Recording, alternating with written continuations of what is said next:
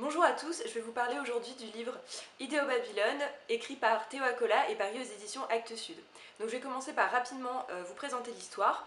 Donc ce livre raconte l'histoire de Pete Fallenberg, un metteur en scène d'origine américaine, donc de la ville de Spokane dans l'état de Washington, mais qui vit en France depuis une trentaine d'années et qui a plus ou moins coupé les ponts avec sa famille. Donc le livre débute par un appel de la sœur de Pete, Marnie, qui est en panique parce que sa fille, donc la nièce de Pete, a disparu. Et elle est vraiment très inquiète parce qu'elle s'est rapprochée récemment de milieux protestants un peu extrémistes. Et donc Pete va faire le choix de partir aux États-Unis pour aider sa sœur à retrouver sa nièce.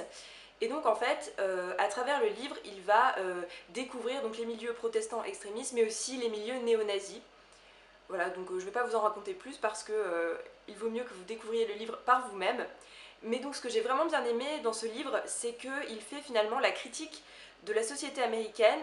On découvre une partie de cette société qu'on ne connaît pas forcément, donc qui est une société donc, de suprémacistes blancs, de protestants extrémistes, donc qui sont un peu aussi l'électorat de Donald Trump, donc c'est vraiment très relié à l'actualité.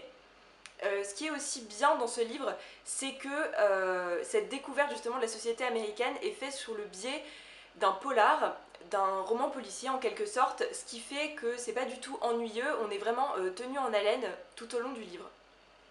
Le seul petit reproche que je pourrais faire à ce livre, c'est qu'il est un peu lent à démarrer, c'est-à-dire qu'il faut peut-être lire une centaine de pages pour vraiment entrer dans l'action, mais à part ça, c'est vraiment un livre que je recommande à tous parce qu'il est extrêmement facile à lire et on passe un bon moment.